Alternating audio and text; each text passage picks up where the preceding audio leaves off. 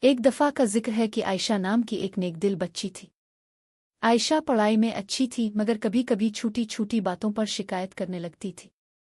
اگر اس کی پسند کا کھانا نہ بنتا، اس کا کھلونا ٹوٹ جاتا تو وہ اداس ہو جاتی۔ ایک دن عائشہ اسکول سے گھر آئی تو دیکھا کہ اس کی امی بہت تھکی ہوئی ہے۔ گھر کے کام بھی زیادہ تھے۔ عائشہ نے امی کو دیکھ کر سوچا، پھر خاموشی سے اپنا بستہ رکھا اور امی کے پاس آ گئی۔ اس نے کہا، امی میں آپ کی مدد کر دوں؟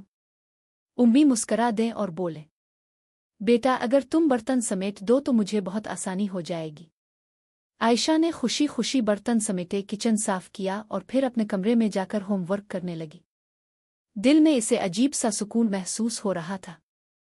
رات کو سونے سے پہلے امی نے عائشہ کو اپنے پاس بٹھایا اور پیار سے کہا، بیٹا آج تم نے بہت اچھا کام کیا۔ جو بچہ شکر گزار ہوتا ہے اور دوسروں کی مدد کرتا ہے، اللہ اس سے خوش ہوتا ہے۔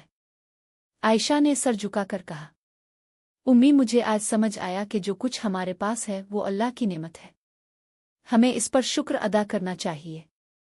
اس رات عائشہ نے دعا کی، آ اللہ مجھے ہمیشہ شکر گزار اور مدد کرنے والا بنا دینا۔ اس دن کے بعد عائشہ نے شکایت کرنا چھوڑ دیا۔ وہ ہر نعمت پر الحمدللہ کہتی اور خوش دلی سے امی ابو کی مدد کرنے لگی۔ اس کا دل بھی خوش رہنے لگا اور گھر میں بھی برکت آ گئی۔